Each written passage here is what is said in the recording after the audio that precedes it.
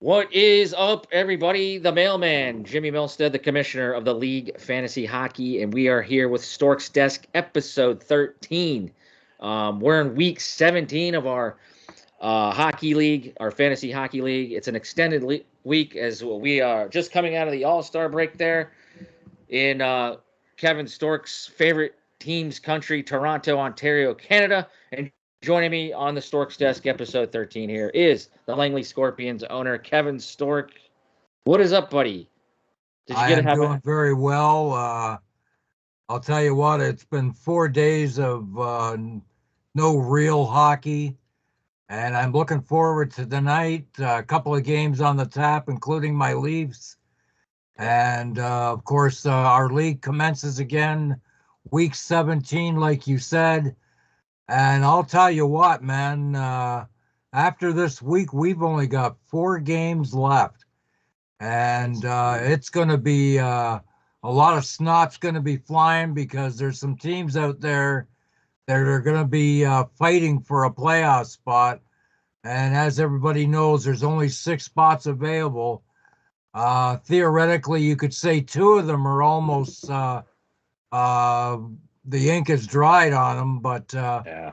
that still leaves 4 teams looking for a playoff spot, but we all actually have 8 teams looking for a playoff spot. Four spots will probably be open, and it's going to be a war for the final 4 games of the season. Indeed, it's amazing that the season is flying by so fast. As we said, the All-Star game just took place. Toronto Maple Leafs Team Matthews, or was it Team Bieber or whatever, Uh, Oh I God. just got done watching the highlights. I didn't really watch too much of the game. I did watch the skills competition, but it is Monday, February the 5th, and we'd like to wish Don Cherry Grapes. I didn't see how old he was, Stork. I'll have to go wiki that up, but I'm sure he's got to be in his 80s. Yeah. Uh, he's getting up there, but a salute to our celebrity predictor, Don Grapes Cherry. We'll get to his rankings after 16 weeks. We'll get to his rankings here in a minute. We'll post those in a few. But like you said, we're in an extended week 17. We have already started this week. It has 3 days under its belt, albeit there wasn't really too many games played last week. It's been a light schedule. Some teams are still on the bye. We only got 2 games tonight, but they are juicy ones, buddy. Your Toronto Maple Leafs take on the New York Islanders at Pat Waugh. That'll be exciting. It's going to be interesting, Stork, like with a lot of the Leafs there, how they get out of the gate. I guess that's for all the teams, really. But then you got the Avalanche as well. They had some few participants there in Toronto. They're on the road at Madison Square Garden to take on John Quick's the starter. I nabbed him up for a goaltending start. It could be really bad for me, though. I needed a goaltending start because I'm not sure. I didn't want to risk Hellebuck. Maybe they might rest him. I don't know. I might have to play some goaltending roulette this week to get 3 starts. But 2 matchups tonight, buddy. Real quick thoughts. Any thoughts on the? I know you hate the All Star game. I did watch all the skills competition. The thing I'll remember the most, buddy, is Kucherov half-assing the passing drill. He was getting booed there. Did you watch that, Stork? Yeah, I did watch that, and I mean, Kucherov has a bad attitude. I'm just gonna tell you what I think about the guy. Tremendous talent, great hockey player, but I think he looked uninterested in being in the All-Star game, and a lot of people called him out on it. He was It's not just because he had a couple of horrible events during the skills competition, but he didn't even look like he cared anyway. And I understand the prestige of the All-Star game. It's supposed to be for the fans to see all their favorite players all on the same ice at the same time. I get all that, and the skills competition, it's kind of neat. But the games are just boring. It's like watching pond hockey down the street. I mean, they're not trying to win, and I get it. Like I said, it's the All-Star game. Nobody wants to get hurt, and I understand that too. But I just can't wait till it's over every All-Star break, man. I've been waiting for Monday, February 5th, for 5 days now. Yes, So sir. I want to see some real hockey now. I'm starving for real hockey. Yeah, I mean, I don't think we'll have to. This sounds like regurgitated stuff from last year we talked about, but next year we're getting some international. They're having the Four Nations tournament. I think that's going to be taking the place of the All Star game, if I'm not mistaken. Yeah, Not a lot of details on it, but there's only four nations: USA, Canada, Sweden, and Finland, to my knowledge. But then the Olympics, man, we got word that the 2026 Olympics, that's in Italy. now that I'm excited about. Yeah, that's going to be the premier best on best in a couple years. We'll have to hold off and our appetite though to see Connor McDavid. By the way, it was his weekend. God, he fast. That was one thing I enjoyed. He won $1 million. I think the league, like they said, went to him to change up the skills, where there was only a certain amount of players. It wasn't every All-Star that was a part of the skills. But I did like some of those events, and but it was Connor McDavid's, man, that just showcased how he really is the best player in the world. I mean, me as a beer league player, just watching him, it is scary how fast and talented these guys are, and especially number 97. So a shout out to Connor McDavid. I was entertained by him. Not so much the game from what I saw today, but I will say that Tate McRae, she's a hell of a performer. Too young. I'm too old, Stork. I just had a birthday, and thank you for all you guys well wishes. February 3rd, Saturday night. I'm too old to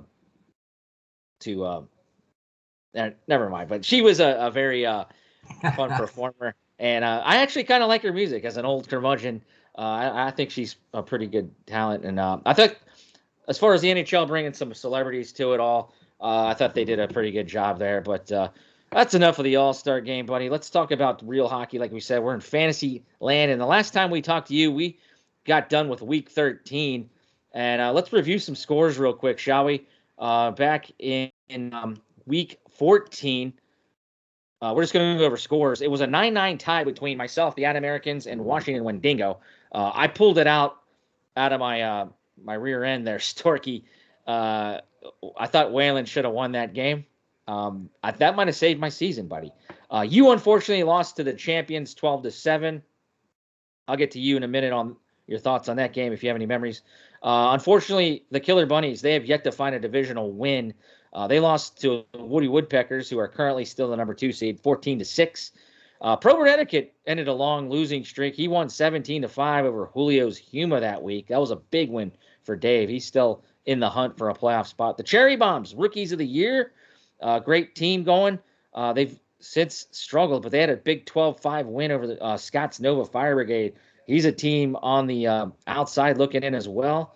And then the Frozen Norsemen, they were looking good up to this point, 12-8 win over DuPont Pipelines. Any memories of Stork? I know this was a few weeks ago, Week 14. Your 12-7 defeat to the DB Cooper, buddy.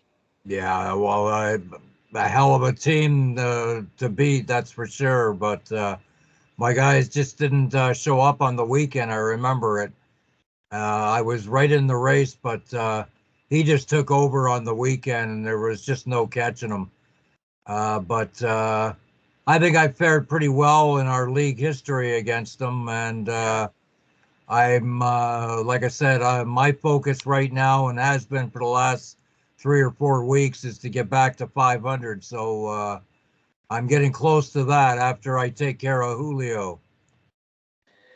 Yeah, you're Stork. You still lead Mark Raymond 3-2 all time. You guys have one more large meeting left. Yes. So David, he has never lost to Julio, by the way. He is 5-0 all time. So that was pretty good. Tim still leads his series with Nick 3-2. Alex 1-0-1 versus Scott. Jimmy 3-1-1 now all time versus Whalen. So Whalen had a big victory this season, the opener, but we tied there. And then Mark leads Hall 2-0 in their first 2 meetings. So that was Week 14, buddy.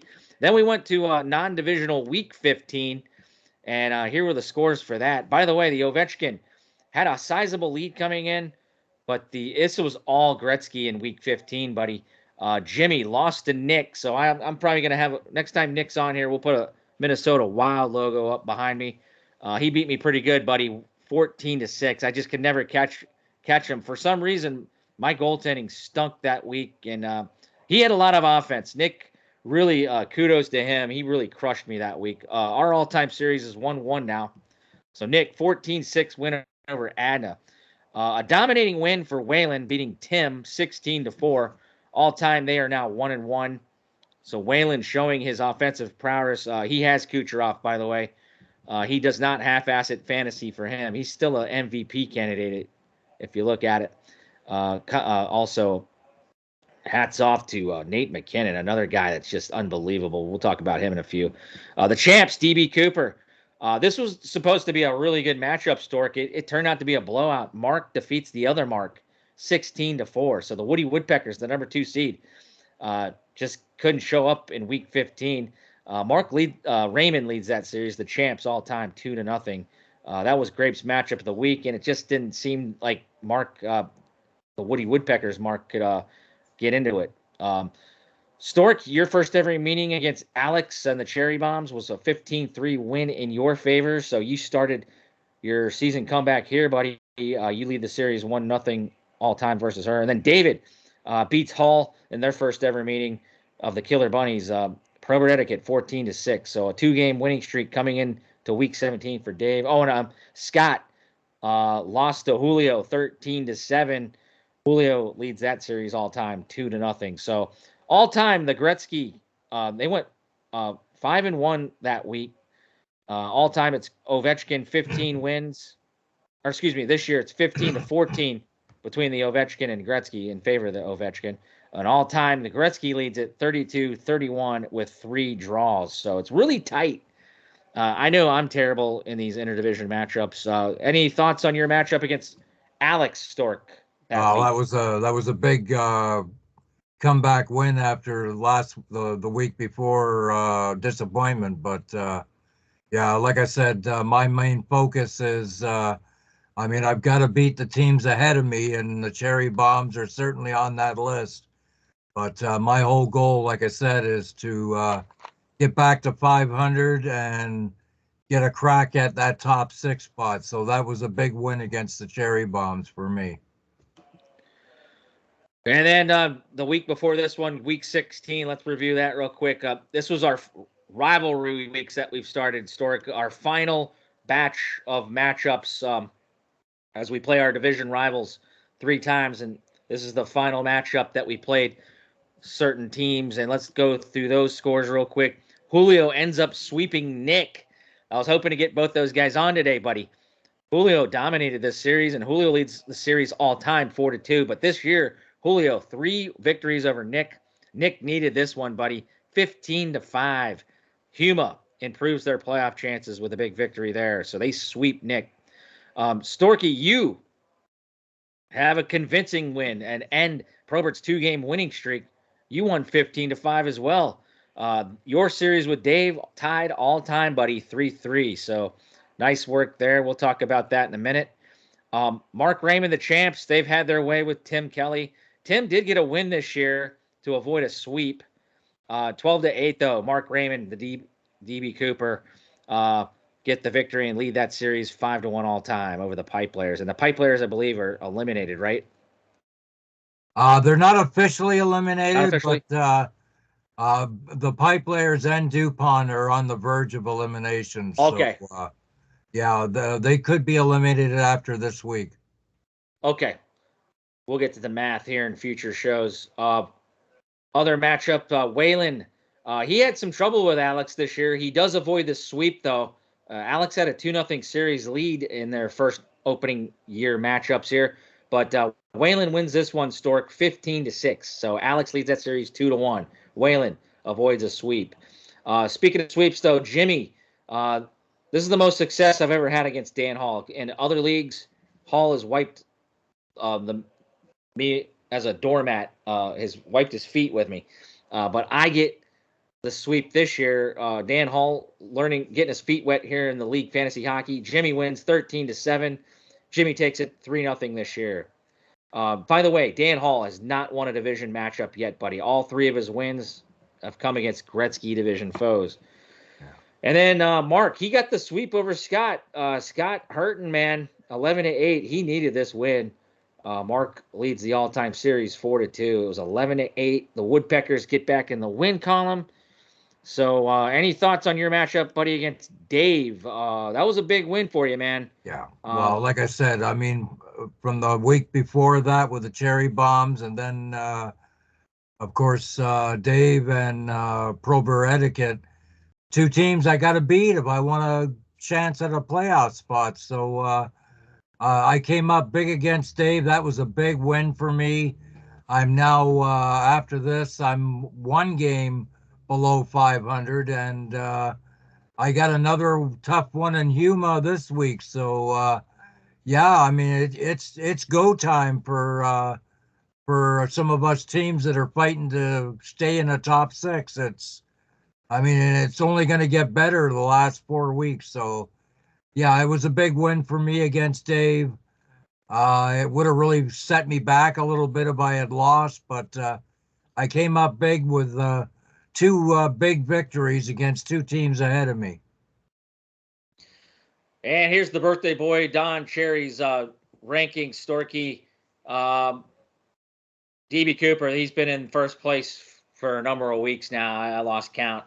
The defending champs are who they are. It was unbelievable how many of us were critical of his draft, and he just has the last laugh right now. He has made the most pickups, I believe, in the league, so he does restructure his teams here and there, but he's got consistent goaltending now from Stuart Skinny. And how about, real quick, Stork, those Edmonton Oilers, do you see them? Let's see, they got Vegas. That's going to be a big test. They got Vegas coming off the break tomorrow. That's a national game here in the States on ESPN. I'm sure that's in Canada as well. Yeah. And then they play, I want to say, the Sharks, a team where when they're down and out, Sharks got their first ever win this year against them. I think they can continue the streak, buddy. What are you thinking? Are they going to continue this 15-game winning? Is it 15 games? I believe 16. So, yeah. Yeah. They are red hot, buddy. And I don't think the All-Star break is going to slow them down. I think they can for sure keep it going. But what are your thoughts? Well, I mean, the Oilers, we all know their strength, and we also know some of their weaknesses. And like you said, the game against Vegas tomorrow will be a big test to see where Edmonton is. But yeah, they're on a roll, and they're looking to keep going. And as you know, with only so many games left in the season, these teams that are supposed to be up there have got to start playing much better than some of them have. Edmonton's one of those teams that went through a real bad stretch there, and there was, talk about trades and firings, and the Oilers have snapped back. Their defense has been a bit better. Of course, they had some goalie problems, but Skinner has played much better over the last month, and he's leading the way, really. I mean, they're a team that's dangerous. I mean, let's face it, they can score goals, but Edmonton's problem always has been for many years defense and goaltending, and it shows up close to playoff time. Yeah, it'll be interesting to see if they make any other moves here at the deadline. They got Corey Perry, a guy that I know you're not a fan of, but I think that's going to be an excellent addition. He's back with a team. Well, I never liked the Oilers. Now I like them even less. So yeah, well, they're going to be hard to push out, but like the Leafs, their big test, as always, is when it comes playoff time. Can they ratchet it up? So back to the grapevine here. Don's got DB Cooper, but he's getting that goaltending from Skinner. That was probably the biggest question mark on his team. He's got some great overall team chemistry. He's the number 1 seed, buddy. Woody Woodpeckers. This is another team that's interesting to me. A great goaltending. Does Mark have enough, though, all-around offense. So I think he's got a pretty good team, but he's been Mr. Consistent in the Ovechkin. He's still got some breathing room up there. I think his biggest threat's going to be Whalen, though, at number 3. Whalen, I think, woken up. I think he's messed around too much. He spent some time in Vegas. He had a couple of players on his bench one week. He woke up a little late with that little Vegas hangover. But, I mean, he's got 3 Hart Trophy candidates on his team, Stork. Wayne Dingo. He's another guy that goaltending's questionable, but he's getting some production out of that Lion every time he starts for Red Wings. It seems like whatever Whalen puts him in, he has a great performance. So we'll keep an eye out. Whalen does move up from 4 to number 3. Huma also moved up after a little dip. He was previous number 5. The Americans, they're in between. I mean, they're either out of the playoffs or they can get as high as 4. They've never broken the top 4, though. Adna won a nice win last week against Hull to move up from 7. Cherry Bombs moved down a little bit from 3. She had the biggest fall, I believe. But I think the ties are either going to help her or hinder her. We'll see. She's got that big matchup with me this week, and she's ahead. So I'm already just worried about goaltending, I think, in this one for me. That's why I'm I hate the Rangers, but let's see what John Quick can do. He's had a better season, I think, than Shesterkin in the All-Star, to tell you the truth. Probert, like we said, he's dropped a little bit. He had that big loss against you, buddy. He's outside on the outside looking in. Langley has moved up 1 spot just because of the way the movement was. I think he probably could have moved up more, but the teams in front of you are hard to hop yet. But Storky's in where he wants to be. Frozen Norseman, was a devastating loss. I thought they were going to be maybe in Probert's spot by the end of last week, but he is dropping. I just can't seem to get it going. I thought Nick's dominating performance against me, I thought, was the sign that he might put a run together. The time is now, though, for Nick, Frozen Norseman. Nova stays where they're at. They can't be happy. Number 10. And then the Killer Bunnies, we actually moved up because Don got with me, and he forgot that they had beaten the Pipe Players this year. So not so much based off last week's matchups, but Killer Bunnies actually move out of the tuna spot. Dupont, I'm sorry. We'll see if he can get out of it. But both teams are only at 3 wins. So what are your thoughts on the Birthday Boys Grapevines after a 16-week, Stork? Any discrepancies, any disagreements? Oh, I see it perfectly laid out right now. Of course, we know the Killer Bunnies and DuPont are all but out right now, but I'll tell you one thing about the Killer Bunnies, and I know Dan Hall very well. He's going to bounce back next season. As you said, this is a learning curve for him in the Yahoo League, but I think we're going to see a much better Killer Bunnies next season. So as for Nova and the Norsemen, they're both sitting at 6-9-1 right now. So the rest of their season, they need to get red hot to get back in it because time is running out and games are running out. And one thing you could say about fantasy sports in general and in real sports, really, you can catch up on wins, but you can't catch up on losses. So it's time for those 2 teams to start putting a string of wins together to end the season so they can stay in that race. But yeah, for Nova and the Norsemen, this week especially is very important for them to get W's after it because a loss is really going to put them in a bad way. The rest of the standings is right on, and like I said before, we're in for a big, exciting finish. So, so that brings us on point here to rivalry week 17. It's the extended week from the All-Star break. We've already got 3 days in. This is our 4th day of competition, starting tonight with the 2 games: Colorado at the Rangers, Islanders at Toronto. Right now, the Cherry Bombs lead the Americans 7-2. They've had more players at the gate, and they take advantage of last week. So we'll see if that's a difference. Huma has a sizable 8-1 lead over Langley here early. I think Stork, though, is more than prepared. Sir, I think you can get back into this one against Julio, but this could have been Grape's matchup of the week, but he gave it to Washington and the Woody Woodpeckers. And right now, Mark has an 8-5 advantage. This was Don Grape's Cherry's most exciting matchup. Well, that's a huge matchup, yeah, Jimmy. I mean, let's face it. Yeah, it's go time for Washington. If they want a division title, I think they could do it here. I'm really scared to play them.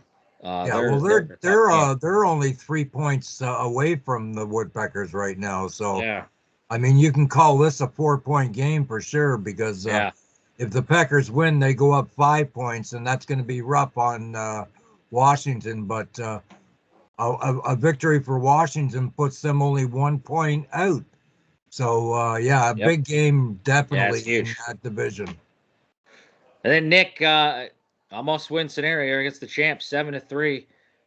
DB Cooper leads it 7-3. I can't remember the last time Mark has lost. I think it shows the winning streak somewhere. I don't have it in front of me, but it's been a long time since Mark's lost.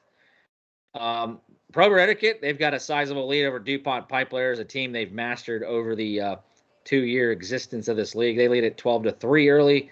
And then the Killer Bunnies, they lead Nova Fire Brigade 15-2. Let's see if Dan Hall can get his first ever divisional win. So, speaking of division records, Killer Bunnies are 0-11. Crazy. DB Cooper 8-3 in their division. Huma's 7-4 in their division. Probert is only 6-5. Langley only 4-6-1, as well as Frozen Norseman 4-6-1, and DuPont 3-8 in their divisions. Woody Woodpeckers are 8-3. Washington is 6-4-1 in the divisions. What about the Americans? 7-2-2 in the division. Jimmy's had a nice divisional time. Just can't beat those Gretzky division guys. Cherry Bombs are 6-4-1 in the division. Nova, this is where they've hurt 3-6-2 in the division, and like we said, the Killer Bunnies are 0-11. Those are the scoring updates right now. Real quick category coverage, buddy. In points, Nikita Kucherov leads the league, 85 points. So the man that was booed all weekend in Toronto for his lackluster efforts, he's still getting it done though league wide. And a lot of these guys just probably wanted to be in Mexico, buddy. But he is no doubt a talent, and he leads the league in points with 85. Nathan McKinnon, he's got to be the odds-on favorite, I think, at this point to win the Hart because of Connor McDavid's slow start. Nate Dogg, though, 84 points. He's one behind Nikita. Pasta, he's a few rungs down at 72 points. And then you got JT Miller, 67, and Connor McDavid, 67. I wouldn't put it past Connor McDavid to maybe get back into that scoring race there for the lots of games left. Yeah, but we'll see. He looked at lightning, quick and fast and poised. I think he could very much get back into that one. Goals is your boy Austin Matthews for your team that you love and your fantasy team. He's got 40, Storky. What about Sam Reinhart, man? This guy, 37 goals. He's just, every time I watch Florida, he puts either a shorty in. And that's what killed me because Nick, when I played him a couple weeks ago, he must have had 2 shorthanded goals that week, or 2 shorty points at least. Sam Reinhart, he's going to get some bags of money next year. 37 goals. David Pasternak, 33 goals. And there's Cooch at 32. And Nate Dogg, 31. And then give some goaltending love. Aiden Hill's back. He leads the league in GAA, 1.94. He's finally back in the mix with the Knights after being hurt for a while. Hellebuck, my guy, 2.20 GAA. Swayman, I think this doing pretty good in Boston.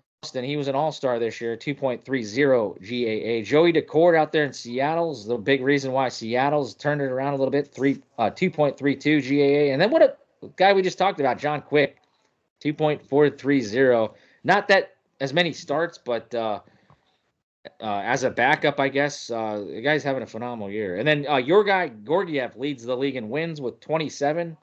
He had a good all-star skills competition performance. Thatcher Demko and those Vancouver Canucks, 26 wins. Connor Hellebuck has 23, as well as Sergei Bobrovsky and Stu Skinner, the guy we just talked about a little earlier. Your thoughts, Stork, on those Vancouver Canucks? The rich get richer. They picked up the Elias Lindholm, buddy. That's probably the biggest deal of the year so far. What do you think?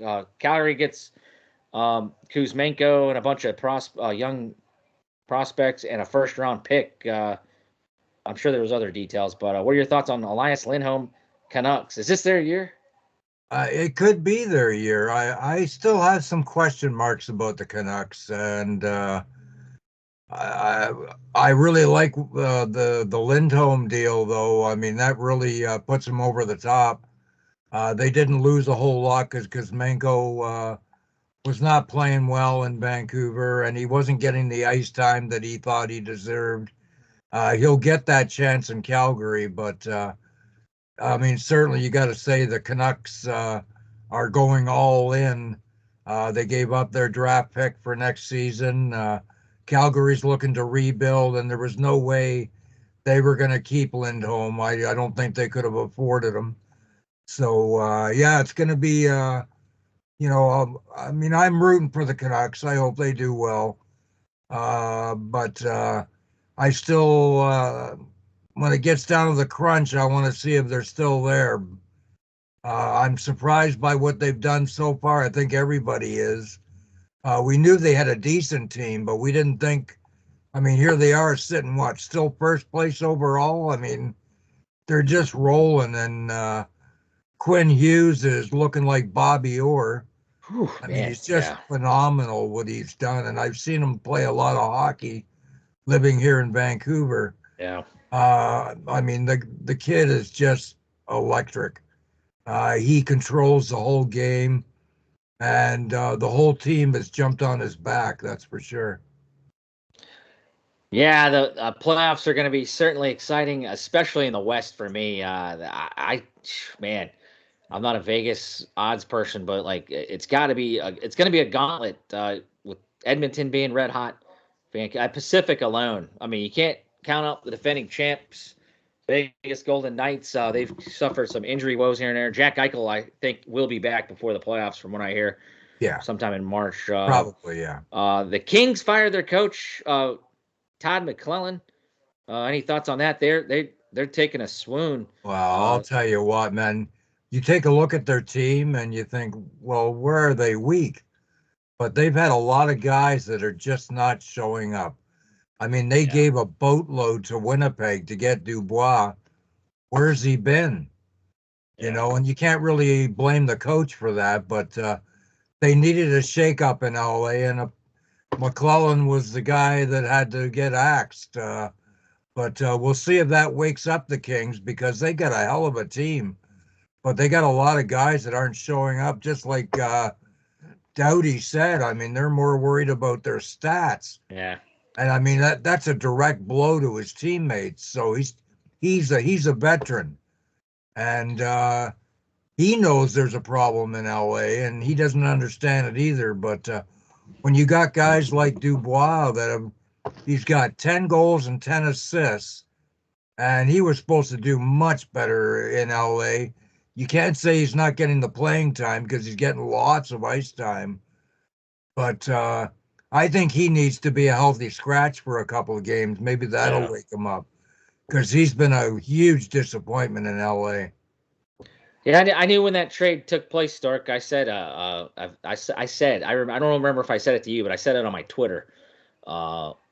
Winnipeg got the better of that deal, because Oh yeah, they're not big superstars, but they're good team players. Velarde, um,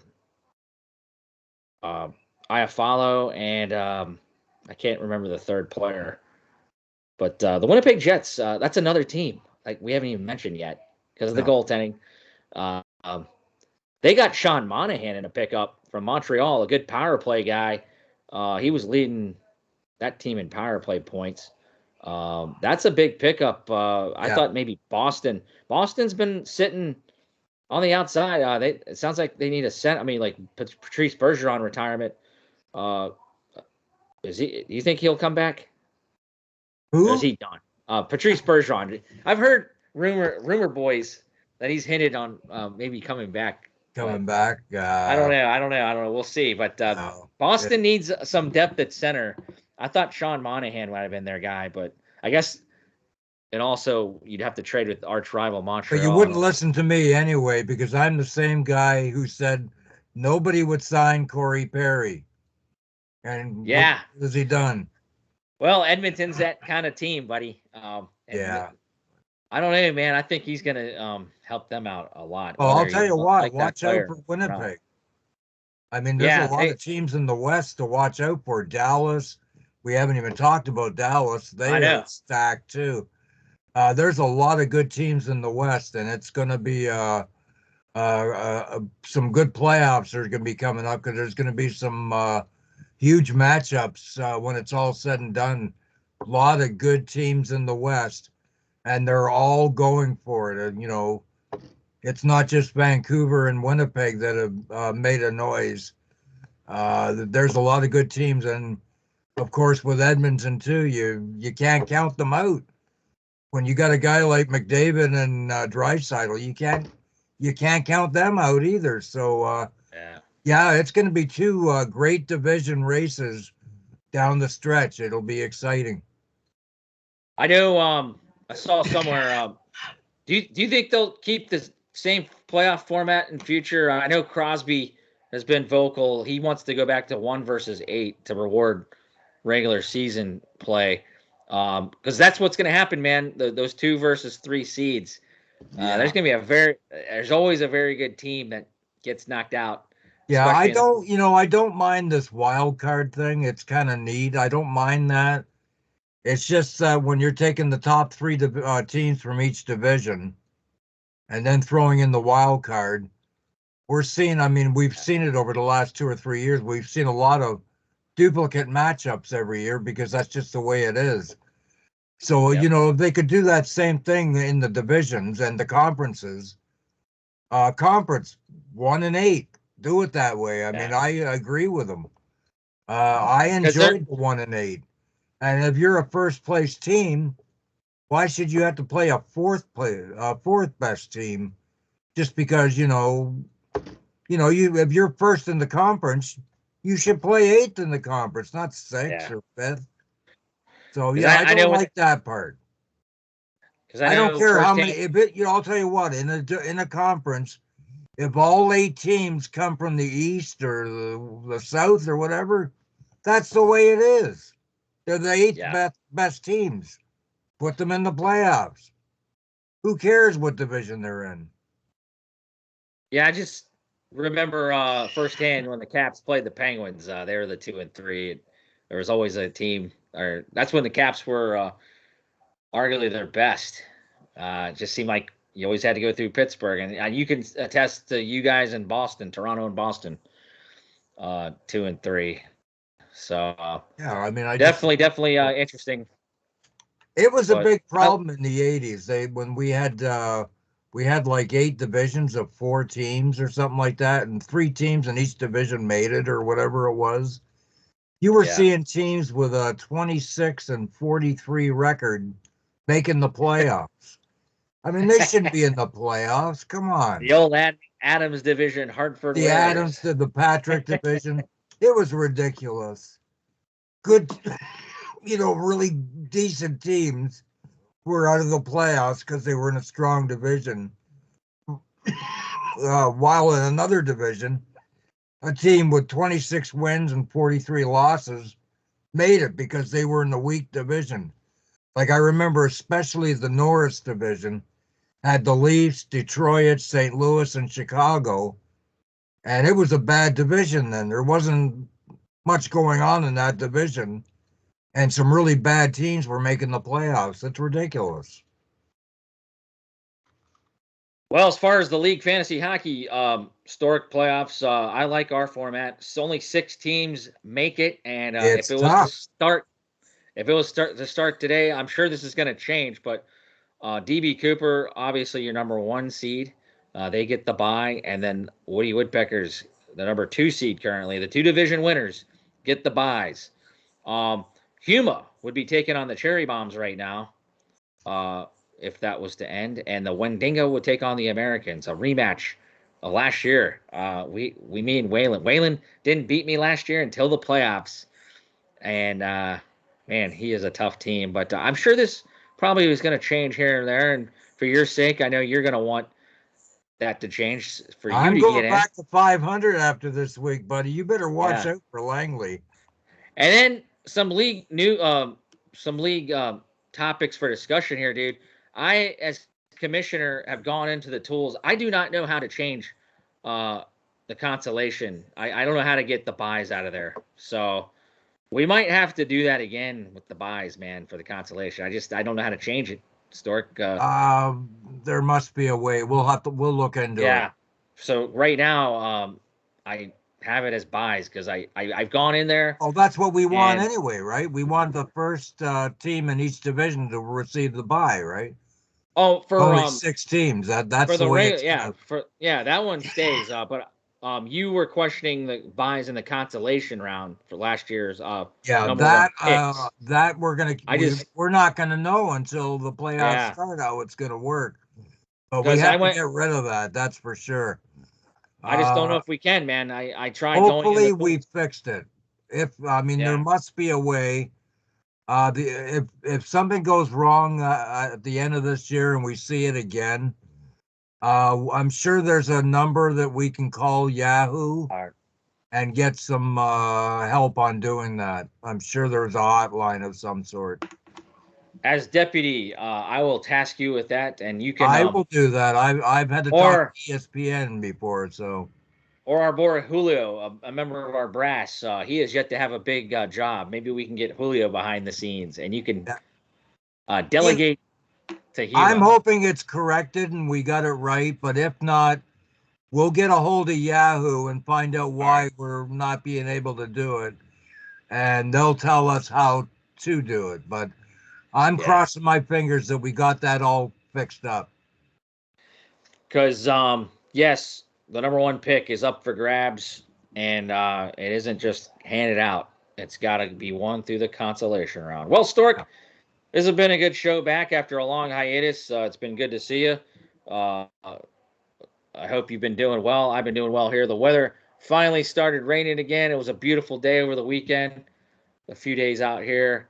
And I hope we just have a great – I really can't call it the second half because we've only got a short stretch left. Oh, well, now that we're getting down to it, I think it's important that we try to get our next show in on Monday or Tuesday for sure. Right on. Yeah, we gotta start doing our weekly shows again down the stretch because there's a lot of important games coming up. So I'm available. So let's get her done. All right, buddy. Well, that'll put a bow and wrap it up here of StorksDesk episode 13. We are in week 17 of the league, and we thank you for your watches. Stork, good luck in your matchup this week. As who you playing in? Julio, buddy. Some timestamp that. It's a little trash talking. And Alex, I'm going for the sweep. You've been really competitive. You're beating me right now, so it's going to be a tough job for me to accomplish. But the action starts tonight, guys, as we got 2 games to get it, and then a big slate tomorrow. So good luck in your fantasy matchups, and anybody else watching in your leagues, good luck to you. And like Badger Bob always said, it's a great day for hockey. It's a great day for hockey. I'm the mailman, the commissioner, Jimmy Milstead, for the deputy, Kevin Stork. Have a good day, and we'll talk to you again soon. Good night, Good luck, everybody, this week. See you, Except Storky. for you, Julio.